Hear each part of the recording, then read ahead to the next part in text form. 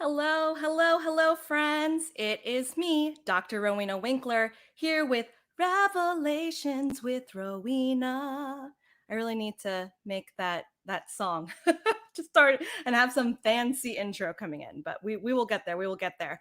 So today I am going to talk about what I gained from experiencing loss. And so, yesterday on my Facebook page, on an Instagram, I alluded to this a little bit in talking about my father. He passed away from cancer in 2013. And as those of you out there who have experienced some sort of loss, especially with someone so close to you as a parent or a friend or even your child, it it can really be transformative. It can cause you to think about your legacy, your impact, and what you hope to bring to the world. And so today I'm going to talk about several things and how these breakdown moments in my life actually led to these powerful breakthroughs that then inform the way I present myself to the world in my life and in my business. So not many folks out there, unless you've known me for a while, knew about something that happened to me a while back. Actually, I was a freshman in college, and I mentioned this in a previous session that I am a recovering perfectionist, and that for a very, very long time, I had been pushed and moved to go for all of these external achievements in order to feel like I had value and worth to give, for folks to feel like that I was loved and that I was worthy of love and worthy of all the abundance and good things that are happening for me. And so, after spending 4 years in high school hustling and taking all of these honors courses and AP courses. I was fourth in my high school class. I went to college and I was ready to, I was an education major and I was going to move forth and take my classes and do what I need to do that same hustle and grind. Well, what ended up happening is the fall semester of my freshman year, my body gave up. I had a breakdown. Still to this day, not sure what brought it on. It was a psychotic episode. It was, a very scary night of not acting like myself. My freshman roommate, called my parents who at the time were at a party because it was a Friday night, I believe. It was on the weekend. And so they called a friend from home who drove me to the ER. I spent the night in the hospital, and from there I had to stay in the hospital and in the mental health ward, just trying to figure out what was going on. I don't remember much of that time. I do remember, you know, having thoughts of, I thought one of the nurses was Kobe Bryant at one point. I felt like I was on One Flew Over the Cuckoo's Nest. I was singing and dancing. It just was this haze of a time that I spent in the hospital, and I was 18 years old. Um, and I had no idea what was going on. I was writing. I still have these notebooks of pages that I wrote. Like I just I don't know what happened. It was just the psychotic break that happened to me when I was 18. And one of the things that helped me through that was music therapy. So we had a music therapist come to the hospital, and I distinctly remember singing "Here Comes the Sun" by the Beatles, George Harrison, right? And as I've said, and as I talk about with my clients, and the reason why this creative empowerment, this artistic empowerment, that using the arts and singing and dancing and theater and all of that. The reason why those modalities are so important to me is that has been a through line in my life that helped me, get to a better place, right? So through that and in time I was able to get better. um and as a result, that was like one of the big things in my life. That was one of the big breakdowns where I I realized that I can't push myself. I would imagine that because I remember the week leading up to that breakdown in college, I wasn't sleeping. I was, staying up many hours in the night, working on assignments, trying to get things perfect. My eating schedule's off. I was just not taking care of myself, right? And so what I gained from that particular experience was that I can't take my health and especially my mental health for granted, right? That I was given this intellect and this brain, and to this day I'm such a curious person. I'm such a lifelong learner. I'm always wanting to push myself and learn new things.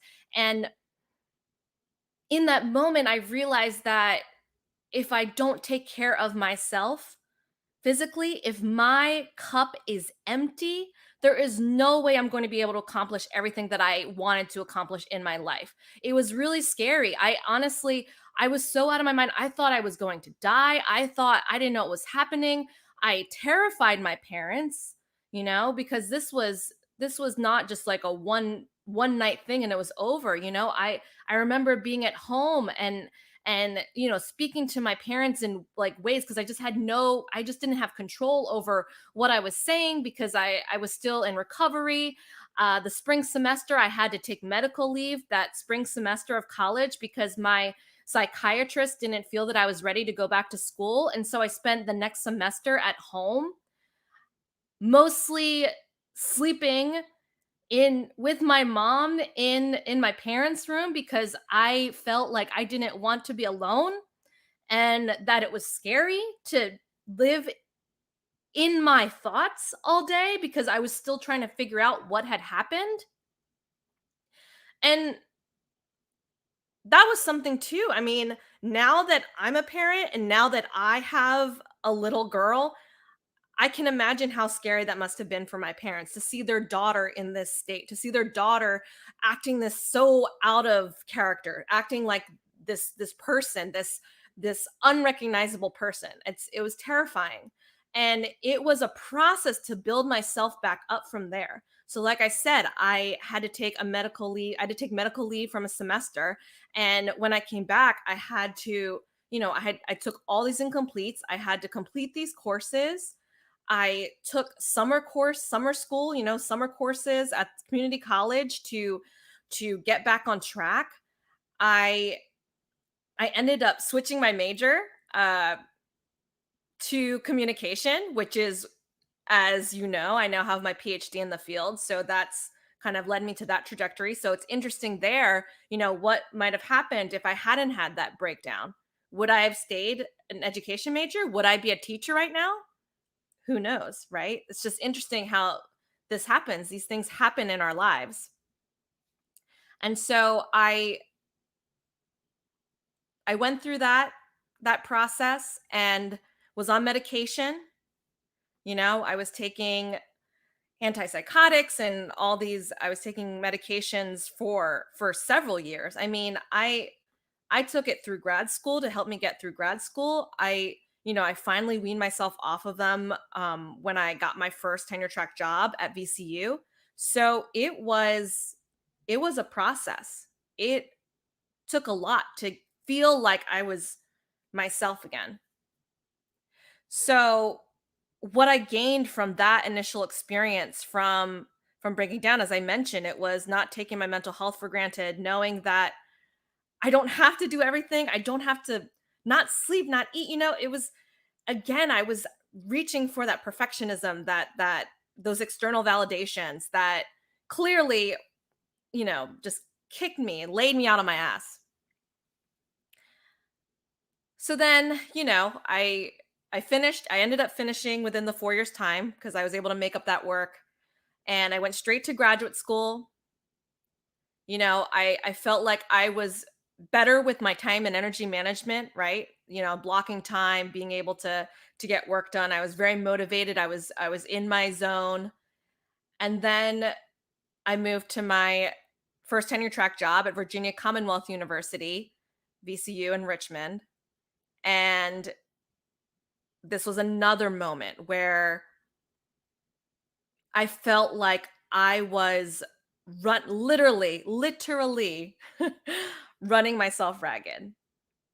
Again, I was focused so much on these external validations. I was putting so much pressure on myself, right? Like I felt that I needed to perform in this way. I had to be this perfect teacher that was able to help all of my students and save the world, with my research and do these community engaged projects and save the community there and do all of these things, right? To get what the ultimate goal is for tenure track professors, getting that tenure, becoming an associate professor. I was doing the thing, I was striving, and I was stressed out to the point again because I didn't learn when I was 18. Years later, was it 5 years later or so, right? I was like, how long is my grad degree? Yeah, whatever. That doesn't matter. But years later, I clearly didn't learn my lesson the first time because here I was again getting sick. I had kidney stones in my first year of my assistant professor job because I was so stressed. I was killing my kidneys, my adrenals were like out of control and I hadn't yet found things like yoga and meditation and breathing. I didn't have the tribe and the community that lifts me up and tells me that I don't need to strive so hard. I mean, I had community. I had my grad school friends. I had the people who loved me and were there for me and supported me, but I think I still wasn't unlocking what was needed from me. Again, I was so busy looking outward, looking externally to everyone else and every program and everything and every student evaluation and every good job and every pat on the back and every you're great from my parents, my peers, my friends, that I was losing myself in that process. I literally was losing myself and I was getting sick. But then you know what happened?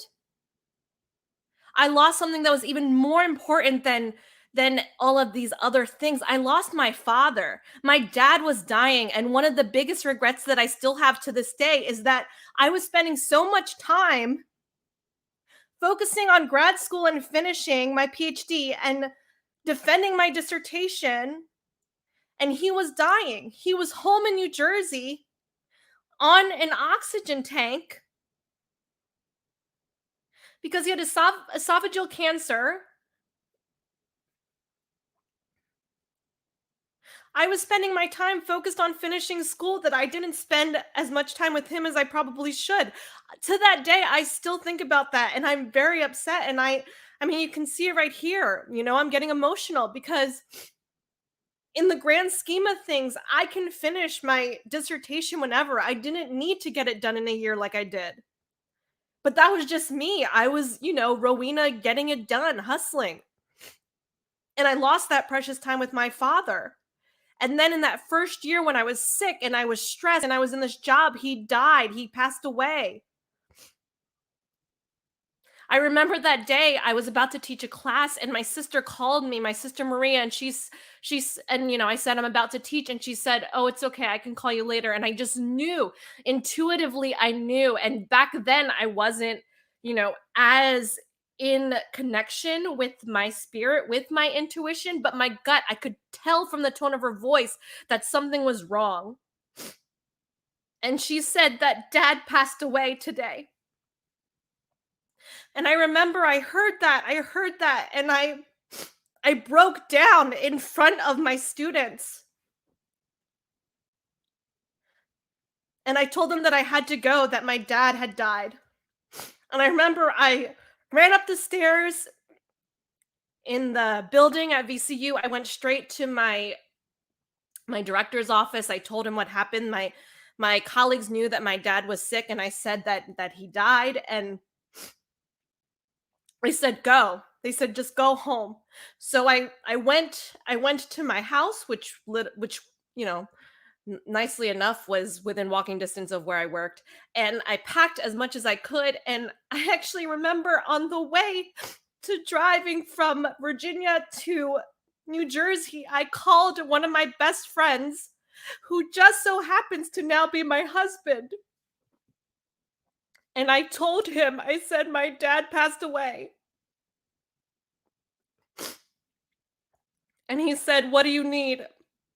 And I said, I need to see people. Now, I know people, it's interesting because people, when they grieve, they deal with these things in different ways. I'm such an extrovert and I'm such a lover and a connector that I needed to see my people. I needed to see my friends. And because Derek is so amazing, he rallied the troops. He got, I think, 15 to 20 people to meet me at the Silver Diner in College Park, Maryland, which was one of my favorite places, mind you.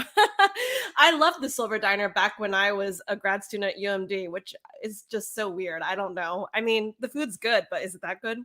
But I I went to the Silver Diner, and there was a table of friends who were there for me.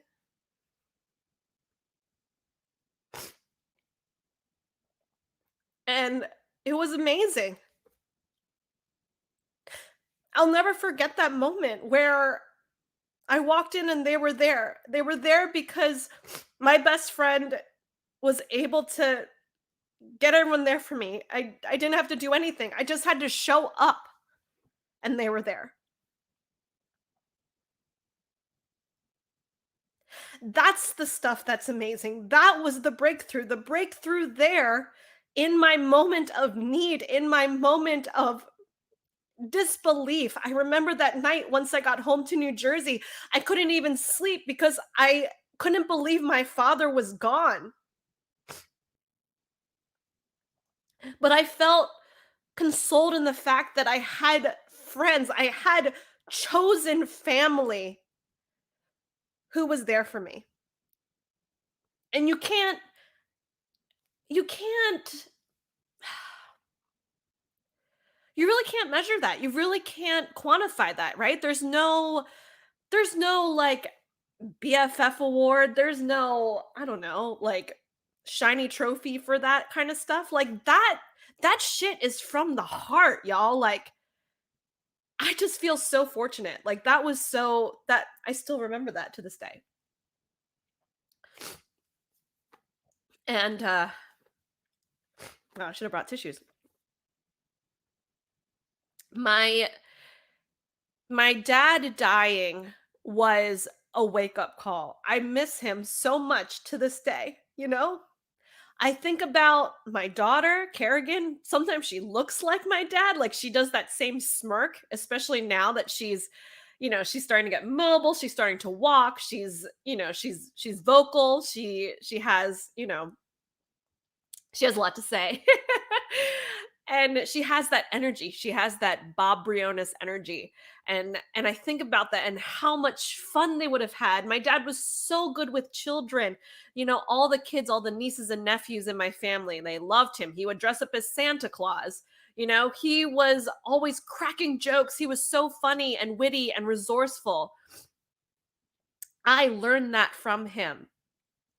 And I learned in his dying that I can't take my life for granted. I remember coming back to Virginia Commonwealth University, teaching my classes, and again, I couldn't help it. I broke down in front of my students. I got real with them and I told them, what is your legacy? What do you plan to leave when you leave this plane? When you leave this planet? When you leave this earth? What are you going to leave behind? How are people going to remember you? And that is why I'm feeling so moved to cry on this Facebook Live, on this live video, because what is there to lose? I am putting myself out there because this is the only way that people are that we can connect with each other, right? If I continue to stay in this perfectionism, as I talked about last time, if I continue to stay in this safe space, in this box of being like Dr. Rowena Winkler, like, it's so contrived. Y'all can see it, y'all can feel it. So you see that I'm putting myself out here, right? And so that event got just everything just went in motion from there, right? And I'm gonna nerd out about astrology for just a minute. Not a minute, probably more than a minute. But in divine timing, when my dad passed away was also the time of my Saturn return. Now, for those of you that do not know what that is and would like to know more information, feel free to reach out directly. But essentially, Saturn return is when the planet Saturn comes back into the same place that where it was when you were born on your natal chart.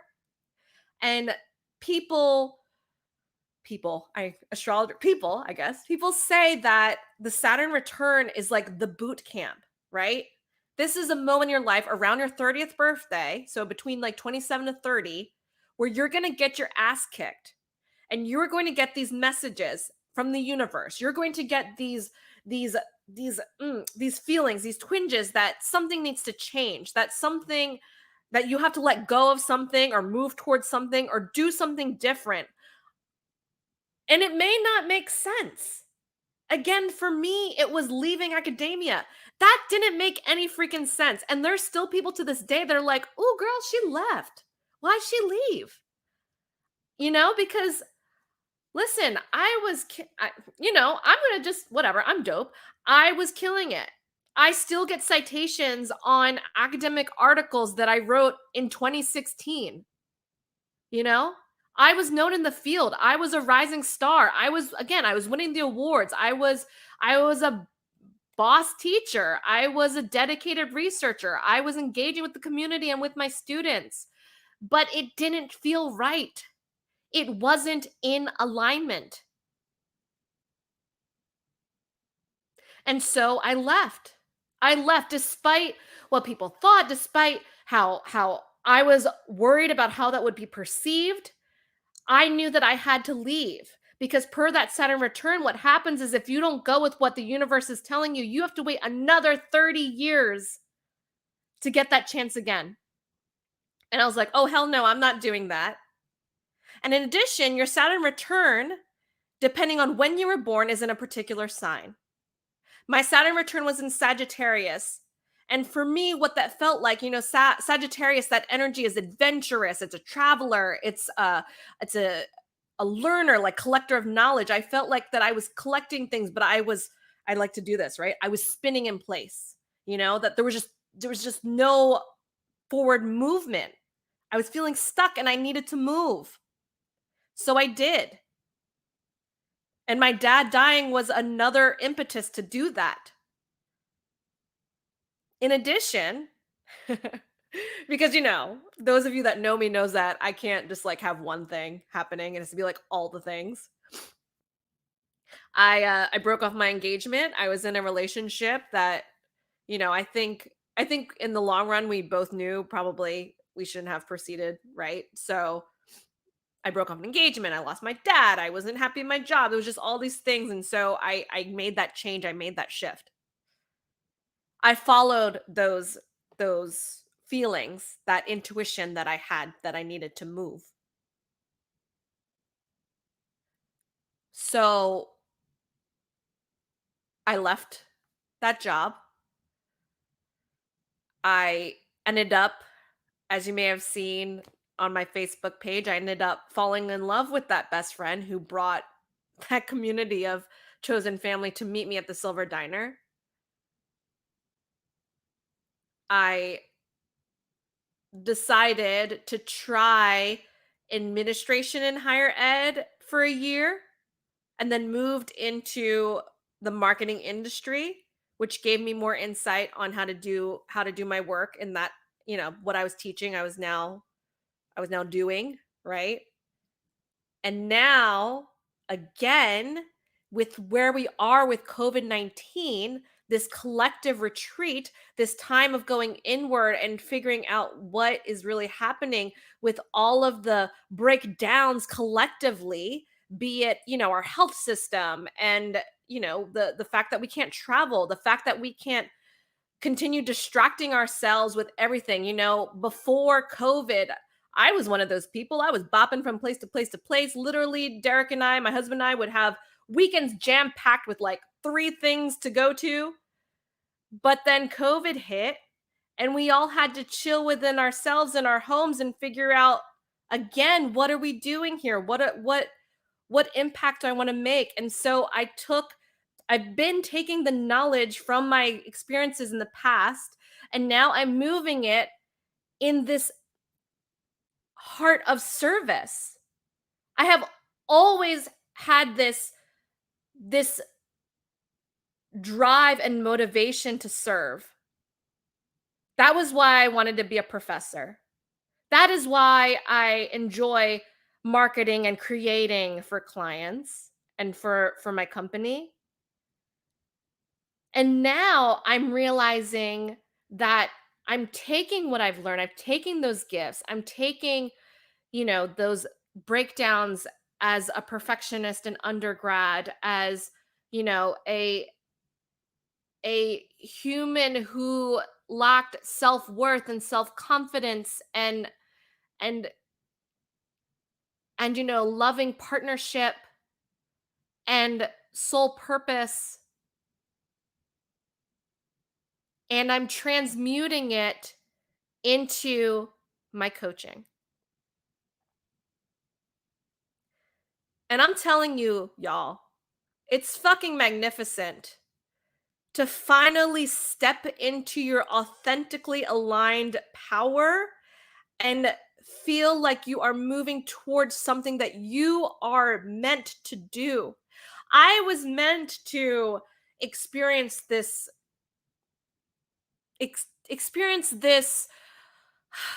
journey, this trajectory of leaving academia, because now, as one of my newest clients has told me, I have that mindset. I get it. And I'm able to help folks who are in that same place. When I tried to get pregnant for 18 months or so, again, it was a humbling experience of not getting what I needed right away and being able to find comfort in those spaces of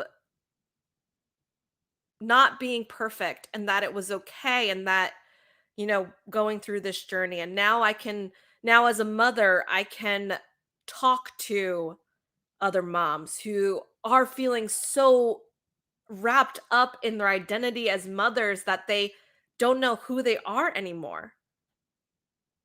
I'm able to take my experience of being a performer, and as I mentioned, that music therapy that saved me when I was 18 years old and in the hospital, and using that to create things like sing formations and and monologuing, scripting, movement in this modality that helps women tap into their bodies and their voices in order to come out the other side as their authentic, powerful, badass self.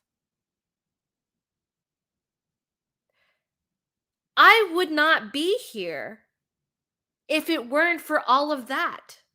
I wouldn't be here sharing these breakthroughs without those breakdowns. I wouldn't be here sharing all the wisdom and the goodness and the abundance and everything that I have learned and gained without experiencing those losses. Because life is not a straight line. Life is not just this one storyline that is like super flat and boring. Life is a bunch of ups and downs, hills and valleys, and like amazing moments of celebration and really shitty moments. Those dark nights of the soul that I know a lot of you know what I'm talking about. Those shitty times that feel so awful, but then help us realize how powerful we truly are, how magnificent we truly are, how amazing we truly are, because we came out of that and we can look back and say, hell yeah, I fucking did that. I'm still here. I have more to show for it. And before I end up sick, before I end up, you know, like my dad, I want to make sure that I'm making the most of my time here on life as I can. And that is helping people in this way and helping people learn that and learn the tools to do that. Because that that's what it's all about, man. Like that's what it's all about. It's about diving deep, staying in the moment, and realizing what is happening now is for the purpose of something you may not even see translate or manifest until years later. When my dad passed away in 2013, I had no idea this is where I'd end up. When I had that mental breakdown in 2004, 2005, I had no idea that I would be speaking to it now in the here and now, right? That I would take it as a learning experience and as an opportunity to express the importance of mental health and taking care of yourself. No idea. So that's just it, friends. You know, it's it is staying in these moments. That's the ultimate breakthrough. And with my help and guidance, tapping into that, using these tools, using these different modalities to get you there faster, right? So like it took me this long stretch of time to get here, but that's the point of a coach, right? Like it's like let's compress this time, let's like get you there so then we can all like live in our authentic abundance and alignment and be all juicy and yes and yay, right? So that's where we're at. Um and that's I think that's where I'm going to end this today. I feel like I put myself out there. I cried. I should have known. Obviously, it's very uh, emotional topics today, and that's just scratching the surface. I feel next week we're going to go even mm, more nitty gritty and more business focused. Perhaps not quite sure because I feel like a lot of these conversations are organic. But I'm going to have my dear good friend Lauren Stewart of Lauren Media. Wait, hold on. Is that I will hopefully I didn't get your title wrong. Lauren Media Group? Lauren Stewart Media. Haha. There you go. Lauren Stewart of Stewart Media. I'm so sorry, Lauren. We're going to talk about astrology. We're going to get in on it. She is the impetus for me um getting into this journey with astrology. And we're going to talk about how it's played out in client relations, um, how we plan campaigns and all that yummy juiciness. So I hope that you gained something from today, from my story, from my own journey and breakthroughs. I Please let me know if you reach out if you have any comments or questions, and yeah, just take care of yourselves and your spirit, your inner muse, your cosmic spark, and I will see you next week. Thank you so much. Bye.